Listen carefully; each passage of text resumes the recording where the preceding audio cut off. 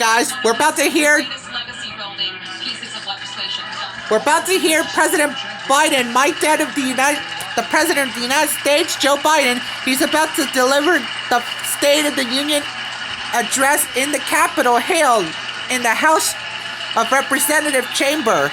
And we're now seeing right now to my dad. He's finally entered to the chamber, and I can't upload the whole speech because I'm running out of storage for about 30 minutes. So I hope you guys enjoy it. So get ready for his full speech. It's about to get started.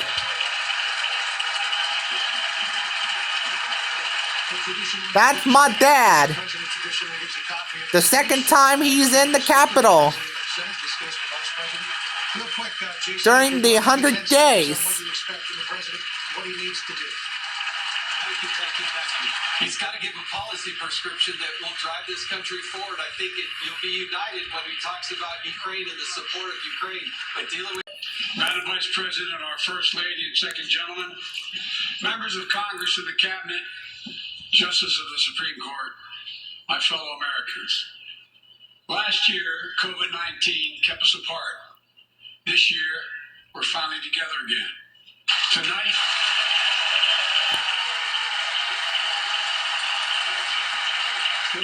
we meet as Democrats, Republicans, and Independents, but most importantly, as Americans, with a duty to one another, to America, to the American people, to the Constitution, and an unwavering resolve that freedom will always triumph over tyranny.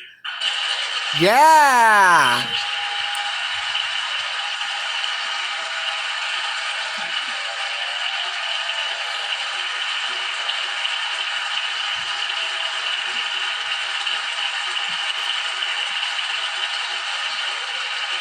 6 days ago, Russia's Vladimir Putin sought to shake the very foundations of the free world, thinking he could make it bend to his menacing ways. But he badly miscalculated. He thought he could roll into Ukraine and the world would roll over. Instead, he met with a wall of strength he never anticipated or imagined. He met the Ukrainian people. Yeah!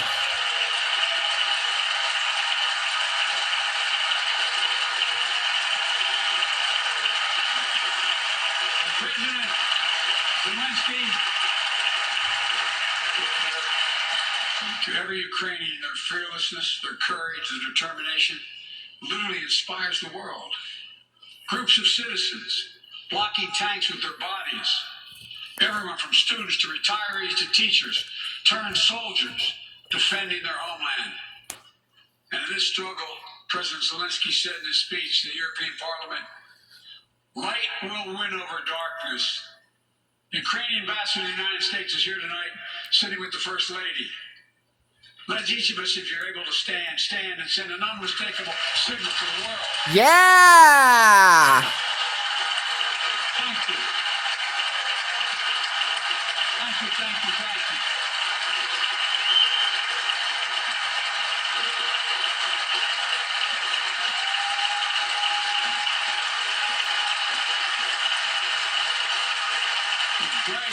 As you know, you can see everyone, they just bring the Ukraine flags. I do have two flags right here. United States and Mexico. Yes. We, the United States of America, stand with the Ukrainian people. Throughout our history, we've learned this lesson. When dictators do not pay a price for their aggression, they cause more chaos. They keep moving, and the cost, the threats to America and America to the world keeps rising. That's why the NATO alliance was created, to secure peace and stability in Europe after World War II. The United States is a member, along with 29 other nations. It matters. American diplomacy matters. American resolve matters. Putin's latest attack on Ukraine was premeditated and totally unprovoked. He rejected repeated efforts at diplomacy. He thought the West and NATO wouldn't respond. He thought he could divide us at home, in this chamber, in this nation. He thought he could divide us in Europe as well. But Putin was wrong. We are ready. We are united, and that's what we did. We stayed united. We prepared extensively and carefully. We spent months building coalitions of other freedom-loving nations in Europe and the Americas, from America to the Asian and African continents, to confront Putin. Like many of you, I spent countless hours unifying our European allies. We shared with the world in advance what we knew Putin was planning and precisely how he would try to falsify and justify his aggression. We countered Russia's lies with the truth. And now that he's acted, the free world is holding him accountable, along with 27 members of the European Union, including France, Germany, Italy, as well as countries like the United Kingdom, Canada, Japan, Korea, Australia, New Zealand, and many others. Even Switzerland are inflicting pain on Russia and supporting the people of Ukraine. Putin is now isolated from the world more than he has ever been. Together... Yeah. He crossed the line. Putin crossed the line, Dad.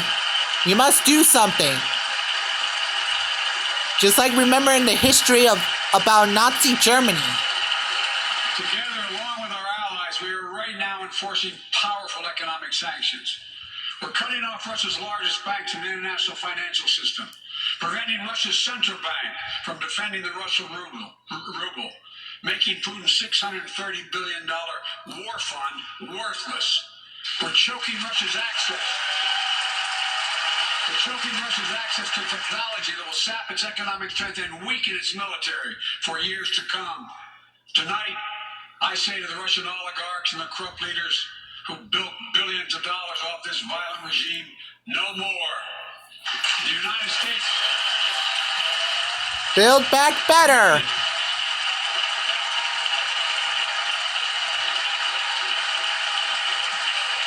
The United States Department of Justice is assembling a dedicated task force to go after the crimes of the Russian oligarchs. We're joining with European allies to find and seize their yachts, their luxury apartments, their private jets. Yeah! For you are ill-begotten gains. And tonight, I'm announcing that we will join our allies in closing off American airspace to all Russian flights, further isolating Russia. Yeah! And their economy.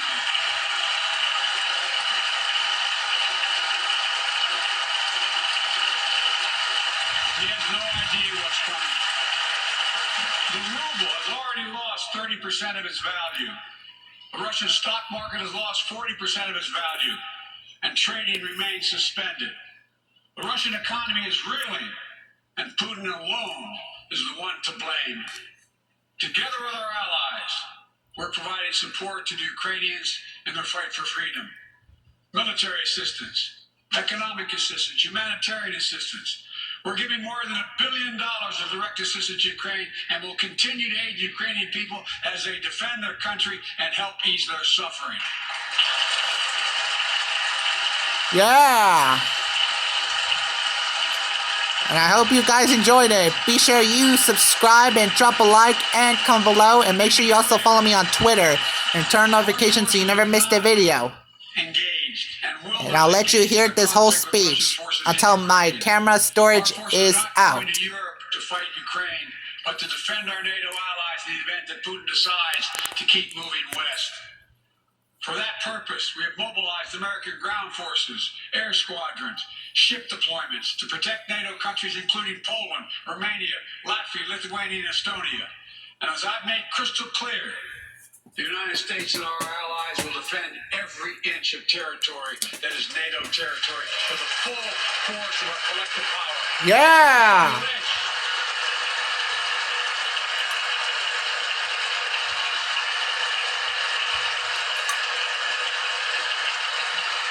And we're clear-eyed. The Ukrainians are fighting back with pure courage. But the next few days, weeks, and months will be hard on them. Putin has unleashed violence and chaos. But while he may make gains on the battlefield, he'll pay a continuing high price over the long run. And a pound of Ukrainian people, proud, proud people, pound for pound, ready to fight with every inch of earnings that they have. They've known 30 years of independence, have repeatedly shown that they will not tolerate anyone. Can't hear it well. I'll turn up really more the volume. To all Americans, I'll be honest with you, as I always promised I would be. A Russian dictator invading a foreign country has cost around the world. And I'm taking robust action to make sure the pain of our sanctions is targeted at the Russian economy, and that we use every tool at our disposal to protect American businesses and consumers. Tonight, I can announce the United States has worked with 30 other countries to release 60 million barrels of oil from reserves around the world.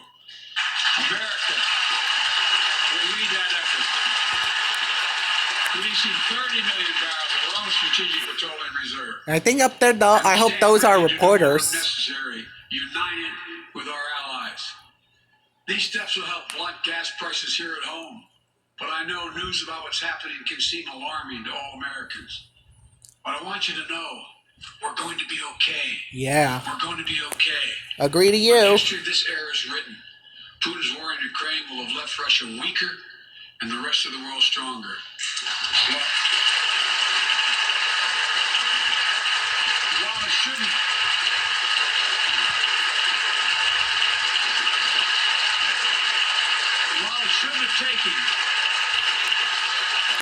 have taken something so terrible for There's people Mitch. around the world to see what's at stake. Now everyone sees it clearly. We see the unity among leaders of nations, a more unified Europe, a more unified West. We see unity among the people who are gathering in cities and large crowds around the world, even in Russia, to demonstrate their support for the people of Ukraine. In the battle between democracy and autocracies, democracies are rising to the moment, and the world is clearly choosing the side of peace and security. This is a real test. It's going to take time. So let us continue to draw inspiration from the iron will of the Ukrainian people. To our fellow Ukrainian Americans who forged the deep bond that connects our two nations, we stand with you. We stand with you. Putin may circle Kyiv with tanks, but he'll never gain the hearts and souls of the Iranian people. He'll never extinguish their love of freedom, and he will never weaken the resolve of the free world. Never, ever, ever, ever.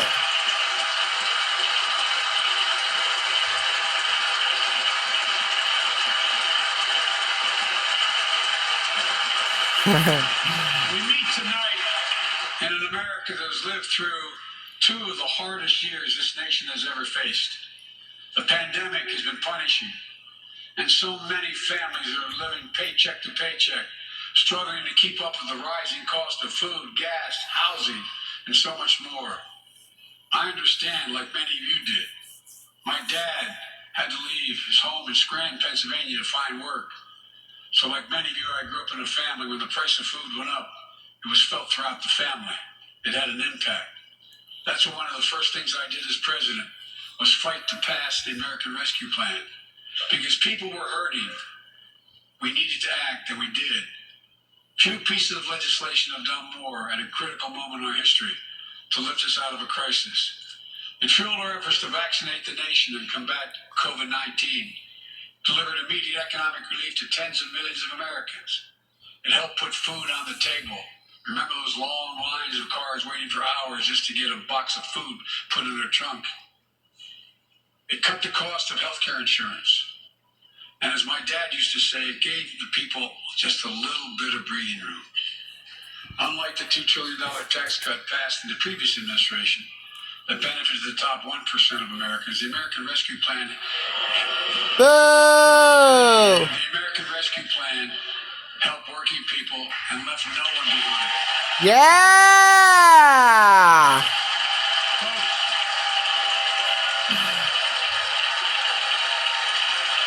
And it worked. It worked.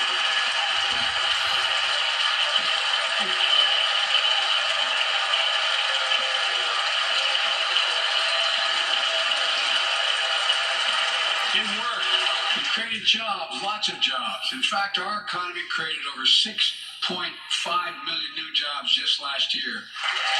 Yeah. In 1 year than ever before in the history of the United States of America. The economy grew at a rate of 5.7 last year, the strongest growth rate in 40 years. And the first step in bringing fundamental change to our economy that hasn't worked for working people in this nation for too long. For the past 40 years, we were told that tax break for those at the top and benefits would trickle down and everyone would benefit. But that trickle-down theory led to a weaker economic growth, lower wages, bigger deficits, and a widening gap between the top and everyone else in nearly a century. Look, Vice President Harris and I ran for office, and I realized we had fundamental disagreements on this. During your campaign, 2020. Invest in America. Educate Americans. Grow the workforce. Build the economy from the bottom up and the middle out, not from the top down. Because we know. Yeah. Because we know.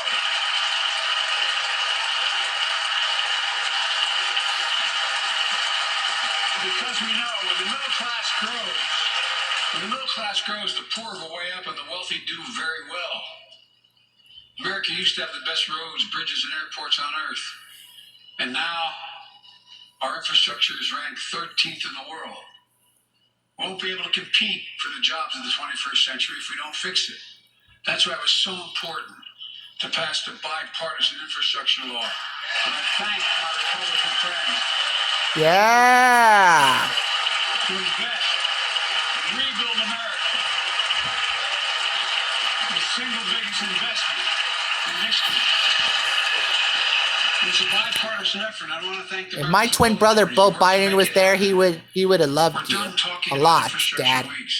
We're now talking about an infrastructure decade. Yeah.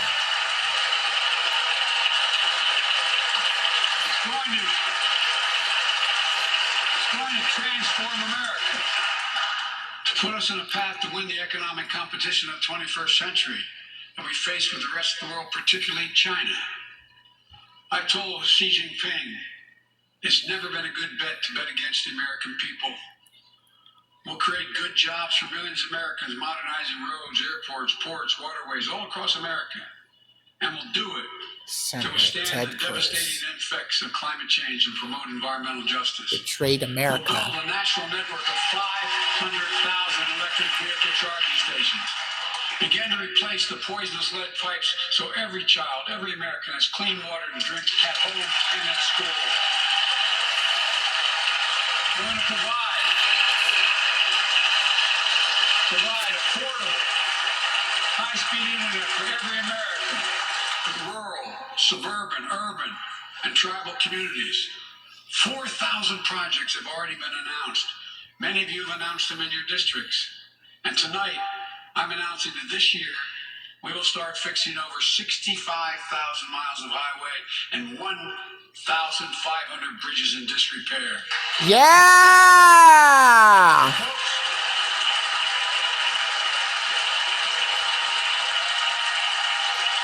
And you got 2 years left before you run for your re-election. Taxpayers' dollars to rebuild America. I hope. We're going to do it by buying America. Buy American products.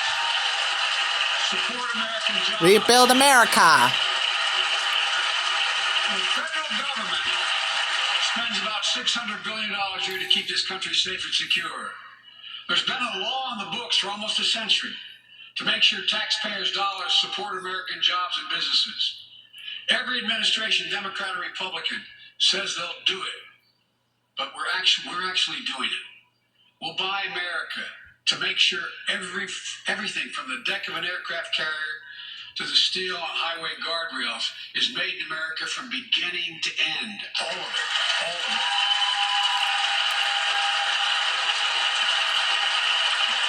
As you know, we're in the year 2022 for the midterm election. To compete for the jobs of the future, we also need a level playing field with China and other competitors. That's why it's so important to pass the Bipartisan Innovation Act seated in Congress that will make record investments in emerging technologies and American manufacturing. We used to invest almost 2% of our GDP in research and development. We don't now. Can't. China is. Let me give you one example why it's so important to pass. What's the example? If you travel 20 miles east of Columbus, Ohio, you'll find 1,000 empty acres of land. It won't look like much, but if you stop and look closely, you'll see a field of dreams. The ground on which America's future will be built.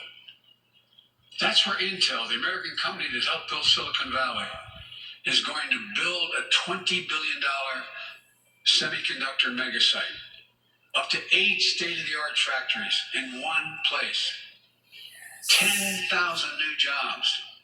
And in those factories, the average job about $135,000 a year.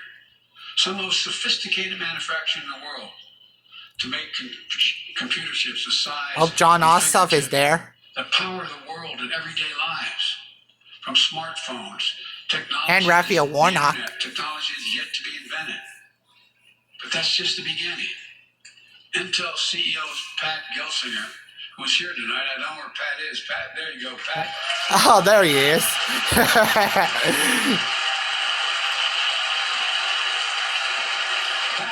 Intel Chief Executive Order. There. Pat came to see me and he told me they're ready to increase their investment from $20 billion to $100 billion. That would be the biggest investment in manufacturing in American history. And all they're waiting for is for you to pass this bill. So let's not wait any longer. Send it to my desk, I'll sign it, and we'll really take off in a big way. Folks, Intel is not alone. There's something happening in America. Just look around and you'll see an amazing story. The rebirth of pride that comes from stamping products made in America. The revitalization of American manufacturing. Companies are choosing to build new factories here when just a few years ago they would have gone overseas. That's what's happening. Ford is investing $11 billion in electric vehicles, creating 11,000 jobs across the country. GM is making the largest investment in its history, $7 billion to build electric vehicles, creating 4,000 jobs in Michigan. All told, 369,000 new manufacturing jobs were created in America last year alone. Yeah. And I hope infrastructure is complete. Powered by people I've met like JoJo Burgess from generations of union steelworkers in Pittsburgh, who's here tonight. Where are you, JoJo? There you go. Thanks, JoJo? buddy. Is it that little? Oh, him. Yeah. I thought he was. I thought that was a little kid. Joseph Burgess.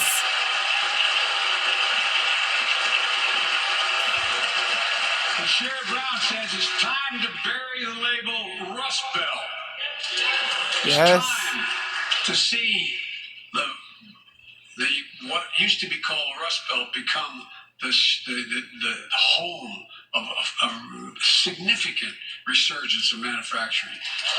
And with all the bright spots in our economy, record job growth, higher wages, too many families are struggling to keep up with their bills. Inflation is robbing them of gains they thought otherwise they would be able to feel. I get it. That's why my top priority is getting prices under control. Look, our economy roared back faster than almost anyone predicted. But that pandemic meant that businesses had a hard time hiring enough people because of the pandemic to keep up production in their factories. So you didn't have people making those beams that went into buildings because they were out. The factory was closed. The panic also disrupted the global supply chain. Factories close. When that happens, it takes longer to make goods and get them to the warehouses, to the stores, and prices go up. Look at cars last year. 1/3 of all the inflation was because of automobile sales. There weren't enough semiconductors to make all the cars that people wanted to buy. And guess what? Prices of automobiles went way up.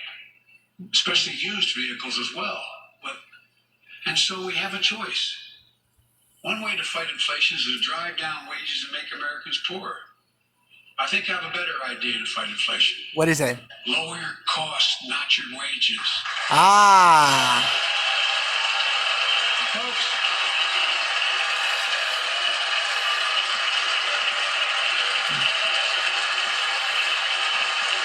that means make more cars and semiconductors in America. More infrastructure and innovation in America. More goods moving faster and cheaper in America. More jobs where you can earn a good living in America. Instead of relying on foreign supply chains, let's make it in America. Yeah. Look, economists.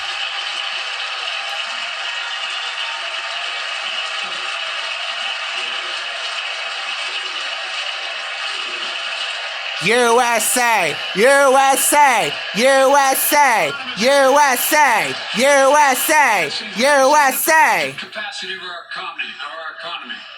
I call it building a better America. Yeah, building better America. To fight inflation will lower your costs and lower the deficit.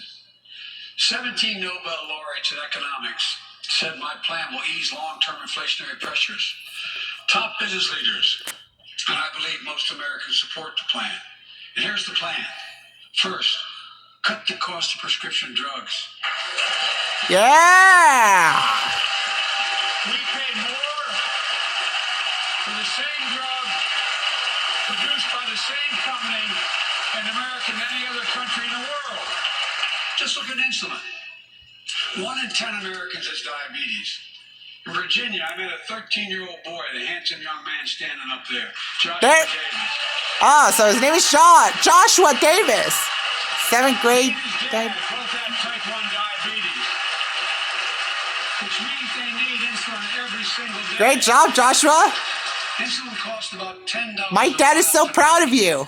That's what it costs the pharmaceutical company. But drug companies charge families like Joshua and his dad up to 30 times that amount. I spoke with Joshua's mom. Imagine what it's like to look at your child who needs insulin to stay healthy and have no idea how in God's name you're going to be able to pay for it. What it does to your family, but what it does to your dignity, your ability to look your child. And I hope you can be a doctor soon when you grow up, Joshua. To be. I really mean to think about that. That's what I think about. You know, yesterday, Joshua's here tonight, but yesterday was his birthday. Happy birthday, buddy, by the way. Oh, happy late birthday, bro. For Joshua. Happy late birthday, Joshua. And 200,000 other young people with type 1 diabetes. Let's cap the cost of insulin at $35 a month. Yeah. So all right, and camera storage is about to be running out. Companies will do very, very well. Their profit margin. While we're at it, I know we have great disagreements on this floor of this. Let's let Medicare negotiate the price of prescription drugs. Yeah. They already set the price for VA drugs. Susan Collins there. Look, the American Rescue Plan is helping millions of families with Affordable Care Act plans to save them $2,400 a year on their health premiums. Let's close the coverage gap and make these savings permanent. And second, let's cut energy costs for families. An average of $500 a year by combating climate change. Let's provide an investment tax credits to weatherize your home and your business, to be energy efficient and get a tax credit for it. Double America's clean energy production in solar, wind, and so much more. Lower the price of electric vehicles, saving another $80 a month that you're not going to have to pay at the pump. Folks, third, the third thing we can do to change the standard of living for hardworking folks is cut the cost of child care. Yeah.